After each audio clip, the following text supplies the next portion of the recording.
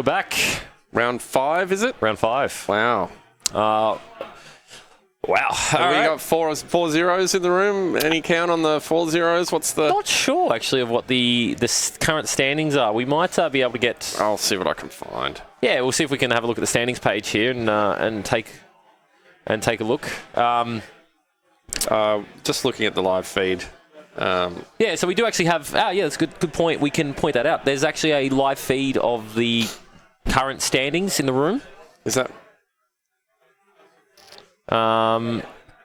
which is, I think, has been linked in Twitch chat. We'll get that linked again. Yeah, hopefully we get a few links up and out. Looking Powered at by this, Turntable? we've got... Yes, hello. Yes. 6 4 zeros according to that. Oh, so cool.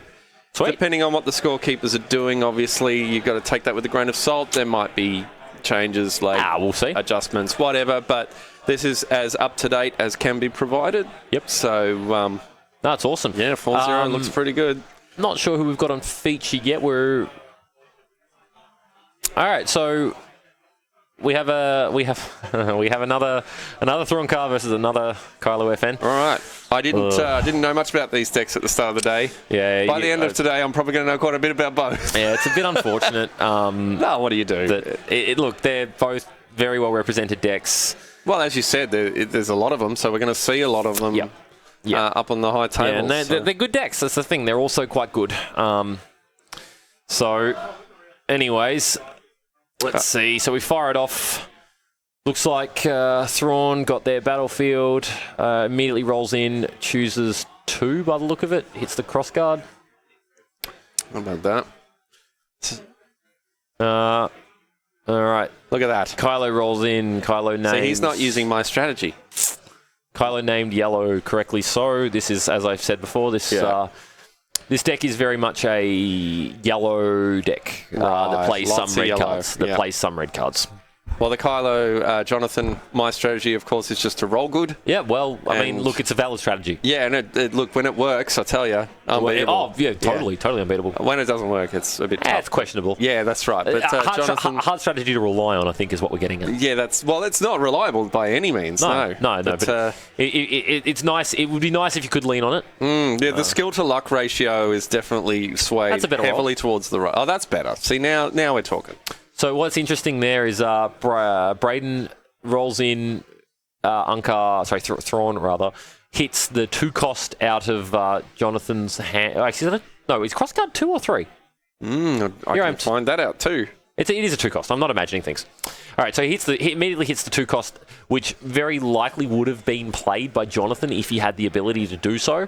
But now it looks like he actually doesn't have a weapon that can be played. He has the Electro... Yeah, it's a 2 cost. He has the right control baton, but that is a 3 cost. So if he hits a resource on... Which he does. Nice. That's a good start. So I feel he's probably going to immediately claims the resource, which I think if you're Braden, you know what's up. There is a right control baton coming your way momentarily. Oh. All right, so Braden's going to pick him up. He's going to reroll. Hey, I like that. Is that... I hope that's not the discard pile, because I want that to be in play. So he's playing an interrogation droid. I'm not sure if he discarded that. I think it might have been a discard. There's no die on it, so I imagine it was a discard. Yeah, it seems I would like to have seen that in play. That's a great card. I'm a big fan of that. The interrogation droid, very cool. Absolutely. Yeah, powerful card, but interesting to see in this deck. I haven't seen anyone else play it, actually. I haven't seen it on any other lists. All right. So apparently, we might take a look at it after this match, but apparently we've got some, I want to say leaks, but they're not leaks, some official news on new releases coming out in the Destiny world. So we might have a chat about that after this match, actually. Yeah, absolutely. As it is brand new news today. Straight from the horse's mouth, or from FFG's mouth, if FFG were a horse. Well, that's it. Yep.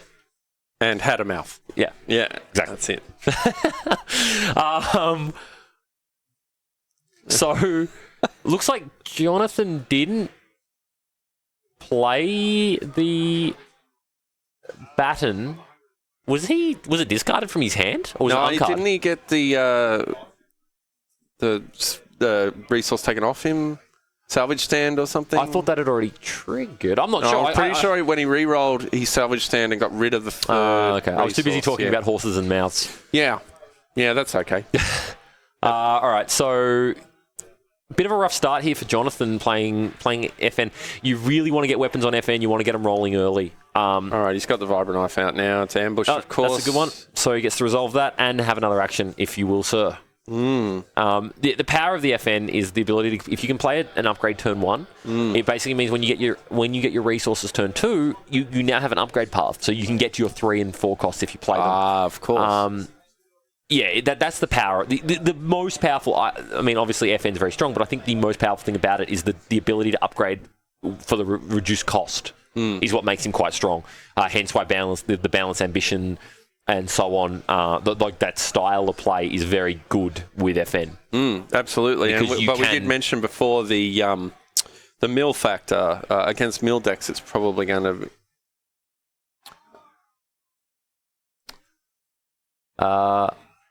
Yes, there we go. So I was correct actually. Yeah. So the FN, the right control button was removed by Unkar's ability. Oh, okay. Which does make sense. So that's the other thing. It's real risky. So the thing with against an Unkar deck. You never want to be left with one card in hand because you probably don't have one card in hand. Like Unkar's ability, it requires a lot of respect. Oh yeah. Because it can just ruin your plan. Like you can have a perfect game plan set out, and then one use of his ability, and suddenly that whole turn just changed. Yep. Yeah. Nonetheless, the damage is still forthcoming from Jonathan. Now, he did have an. What happened? Oh, confiscated. Interesting. So, the Vibro Knife was confiscated. Oh, wow. So, confiscate being the ability you just pay a number of resources equal to the cost of an upgrade and bounce it to their hand. Oh, not pretty good against. Here it comes again. Yep, pretty good against FN, as I was explaining before. Yeah, that's making them pay for it more than once. Yeah, that's pretty harsh. Also, it's nice little cutesy trick you can do with Unkar is if they've got no card, like a certain card left in hand, you confiscate it and then Unkar it out of their hands. Unkar it out, and you know how much you're going to get. Yeah, you've got a good chance of getting it depending on how many cards they have in hand. Very good. So yeah, look, Thrawn and Unkar play well together. They are best mates. I find that hard when you think about the fluff to believe. Yeah. This scheming, very intelligent commander of a fleet. And this flea market blob and a scrap slug. Yeah. But well, hey. Well, whatever works. Who are we to question that? Yeah, whatever works. Someone just commenting on the amount of shuffling going on. It is common. If you're aware, like people. So card games tend to come with their ticks. Yeah, they're and their fidgeting. If you're a Magic player, you'll appreciate people's what a shuffling. Spin. Oh wow! What a roll! What a roll! And also a good opportunity to point this out. So, massive shout out to one of our good friends and players, Brendan Cousins, who actually made these amazing tables for us. Oh, really? Look, we stole the idea. Yeah, that was. But the dice pit in the middle there, the table's custom made by a good friend of ours, Brendan Cousins. That's awesome. They look fantastic. Currently not available commercially, but I imagine at some point they might become just that as a Destiny play service. Oh, they're real nice. Having your dice pit in the middle, it's just a shared dice tray. It's real nice. It's a real nice. And they all have General Games logos on them, right? Is that how it works? I think they all come with General Games logos. So that's another question we've had. So these are custom playmats for us, and currently not available commercially, but. Watch this space. Yeah, that's it. Who knows? Based on the amount of interest we've had from players, they might soon be available in store. Yeah, that's awesome. So Unkar getting deleted as that seems to be the tactic, doesn't it? Yeah. Just take him out first. Well, I think I said cut before, the money train. Yeah, I think I said before that the best die removal card in the game is prized possession, but. The best die removal is definitely killing a character. Yeah, that's good die removal there. Followed closely by prize possession. Yes. One is more absolute. Yeah, that is absolute. And then you've got the carbon chamber as well. That's not bad. Yep. Not a lot of play of that, though, that I've seen, but I guess that's just not compatible with these decks. It's risky. It's one of those things. It can be more punishing to you. You can get a bit caught out. There's not a lot of decks running around at the moment that can really make the most use out of it. Yeah, like I said, so the mono red, it's a trap decks that we're playing at the base snap. Apparently, just not much in favour. I don't know necessarily whether it's gotten any worse or it's not as good as it was, but not so much in favour. Yeah, I haven't seen any snap really since the latest release. Yeah, I think he does nothing against Thrawn. Like literally, they laugh. Right. Like the Unkar Thrawn decks, the big money decks simply ignore snap. There is no reason to even worry about him. Okay, fair enough. I'm sure there's an appropriate quote from Thrawn that could be made here, but I don't know one off the top of my head. But something about an insignificant speck or something like that. Well, embarrassingly, as someone who hasn't watched Rebels or wherever Thrawn's from, well, I haven't seen all of it yet. I'm in the process. I have no idea what he would say.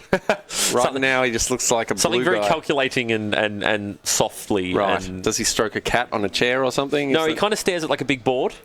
Like a big board with lots of lights and Because shapes. I'm imagining the bad guy at the moment from Inspector Gadget, who just you saw his hand and the cat on the chair. Yeah, close enough. Yeah, and it has close that enough. sinister voice. I forget his name. Yeah, close enough.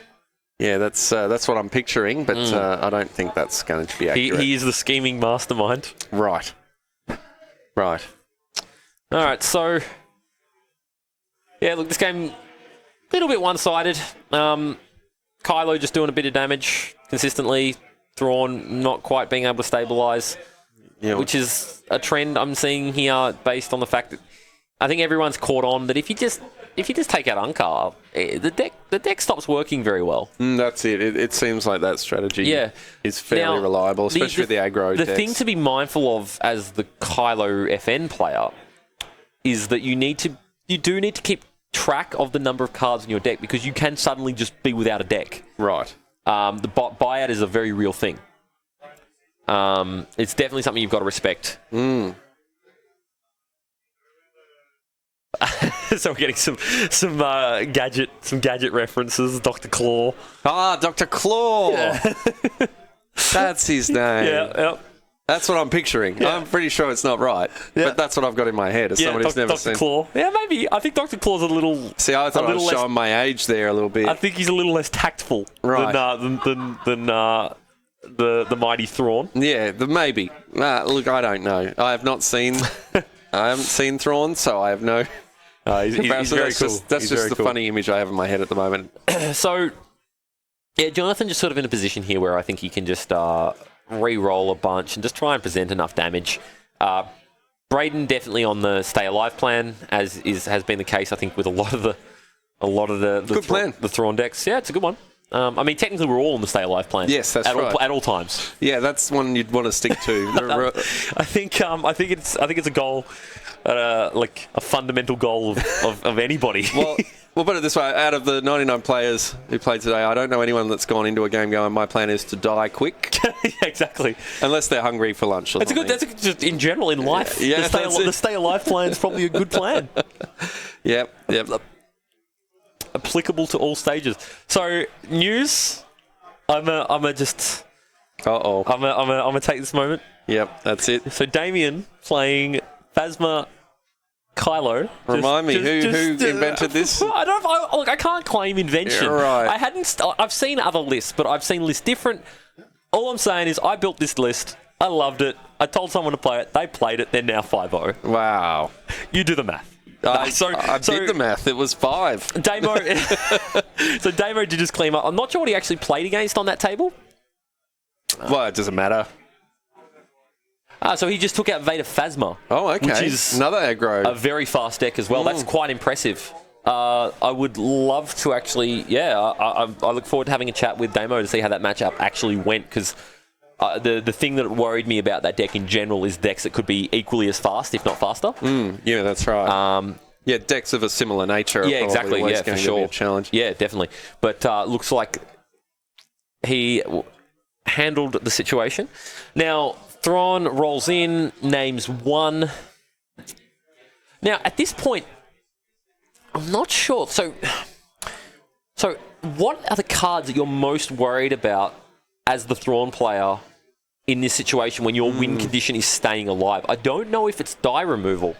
I don't think you're naming ones. I think you're naming 2 or 3. I think you're more worried about the potential of damage. Like the FN upgrade. Yeah, the FN upgrade train is definitely something you're worried about. I think more than the removal. Right. So innately, I think with Thrawn, naming 1 is removal.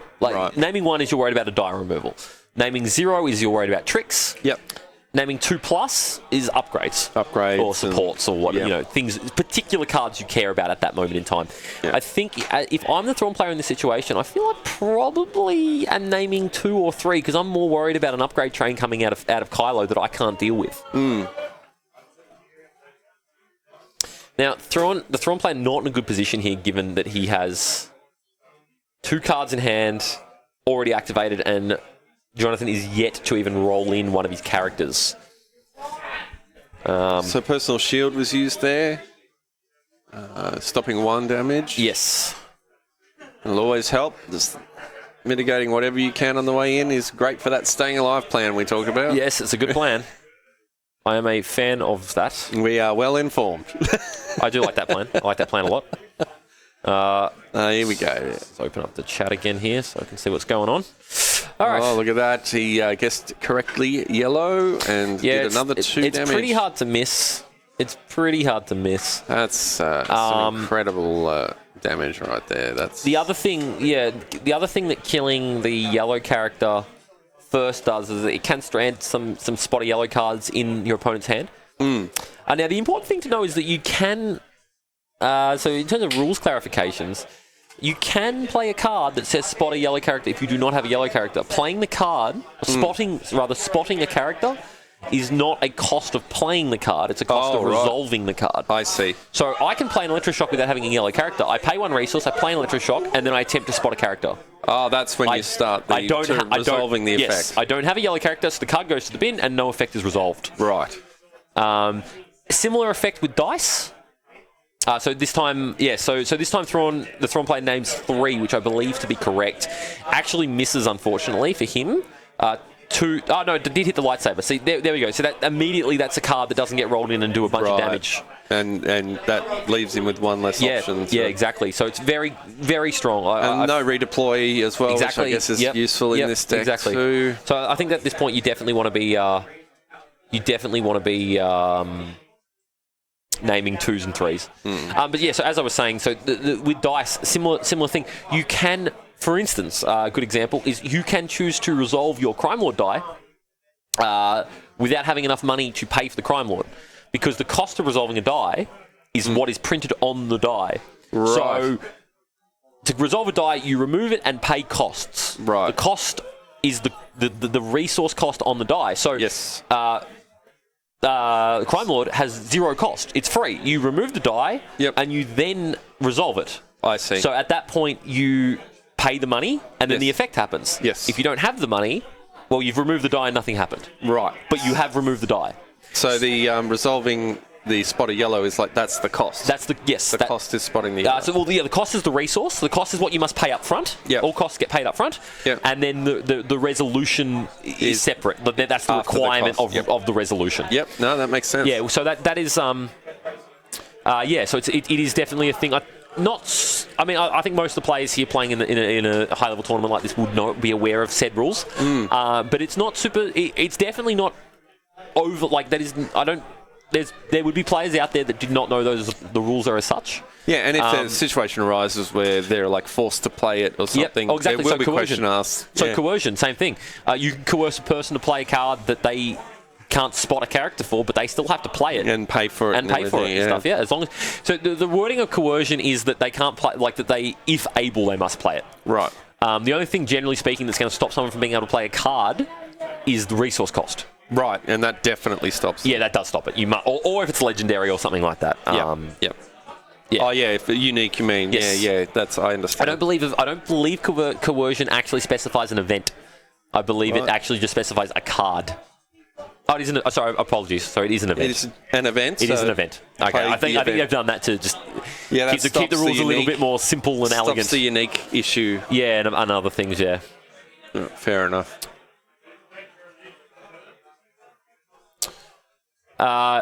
Yes. Yeah, so I mean, there's a lot of results from that card that could happen. The other person might, they can pass. Like, they can choose not to take an action, and that essentially gives you 2 actions. Yeah, so... while they're stuck with the biggest thing they have to do next. It's exactly, without a choice. So, Braden still trying to tread water here, stay alive. Resolves a discard 3 there off the Vibro Knucklers. So what's Thrawn on there? He's got 10 damage. Thrawn has taken 10 damage. He has 2 shields, which means he is on 8 health, technically. But there is a Vibro Knife in play, so the shields are not effective. 2 more damage, and that could be like 1 Kylo guess. Yeah, look, so he's just taken a shield. So he's now effectively on 9 damage. So he effectively has 9 health. Wow. The melee sides coming out of FN will be unblockable if the Vibro Knife is in the pool, as will Kylo's. Kylo's ability will hit a shield and put him to 1. Look, he's not in a good spot by any means. Tough. He hasn't quite taken out enough of Jonathan's deck to rely on the buyout either, nor does he have...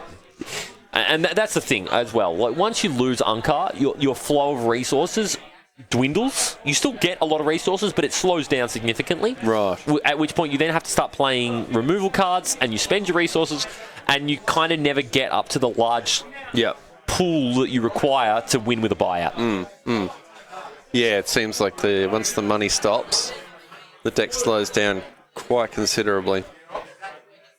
But yeah, a bit of a tough spot here for Braden. Yeah, so just being pointed out, Chief,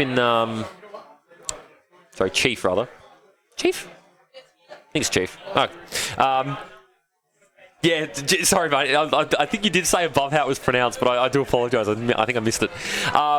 Just pointing out, the only real line here for Braden is to definitely buy out for a bunch, but it requires him to get a few more resources and not die, both of which are unlikely. So, what is important to note as well, given the fact there are so many Thrawn card decks in the room, playing a control deck is hard.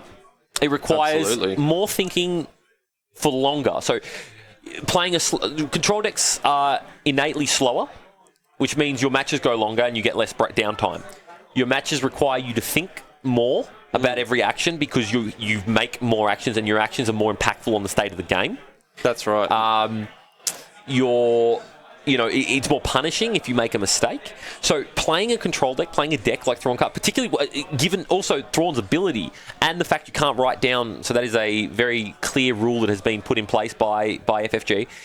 In tournaments, in competitive play, you are not allowed to record your opponent's hand. Right, you have to must remember it.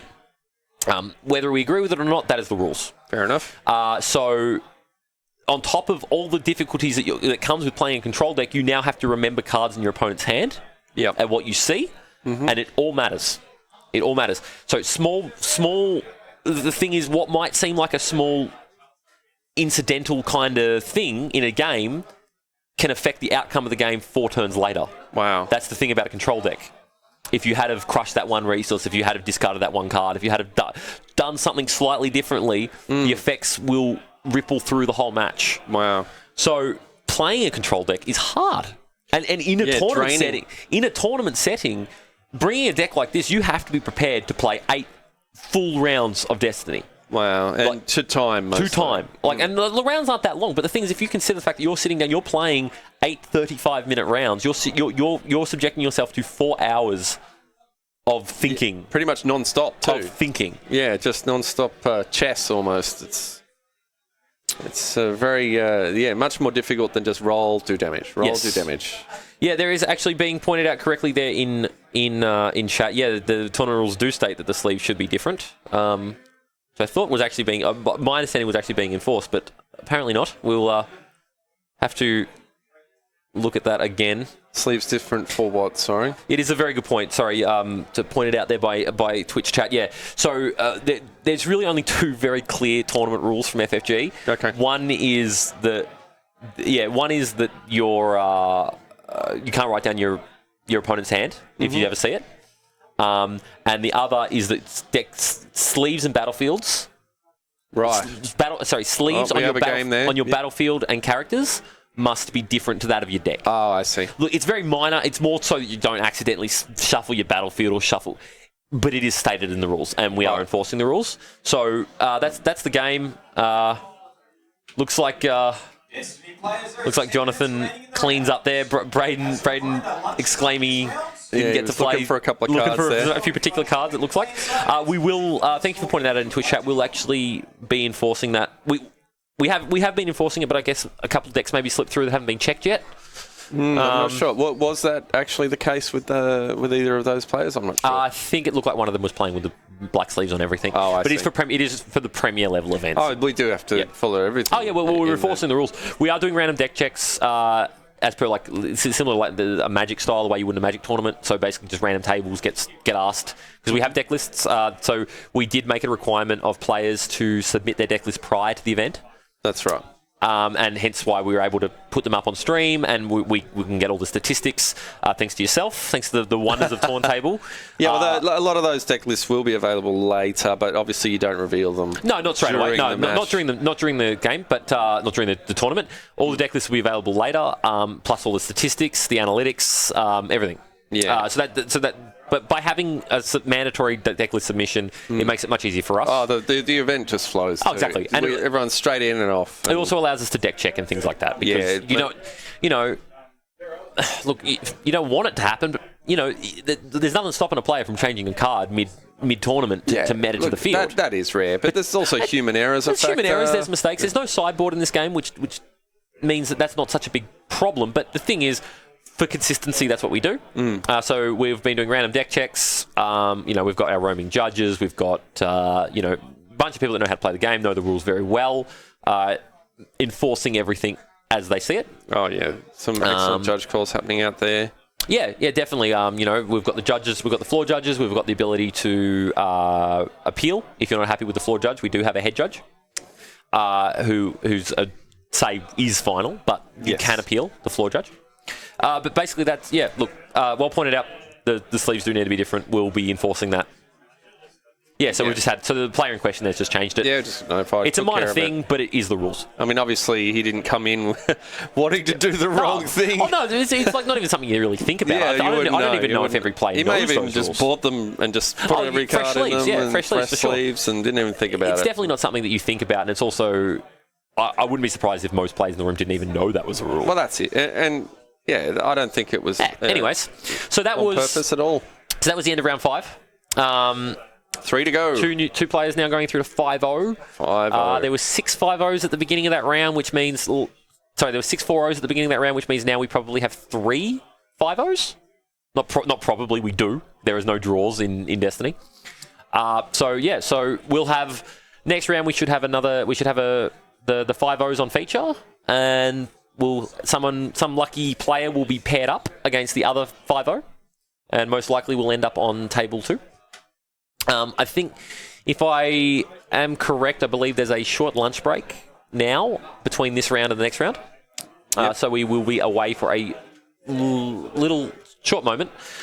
We will maybe try and get another interview on stream, maybe get someone to talk about their deck or their experience so far. So you might see me by the magic of television. Out and about. Somewhere else. And yeah, thanks for being with us, guys. Make sure to follow us on Twitch. Yeah, lots more info and pictures and things up on the Facebook. Yeah, jump on Twitch. Follow us on Twitch. Follow us on Facebook, YouTube. All the social stuff. As usual, we'll keep on chatting during the day. Yep, we'll be back soon.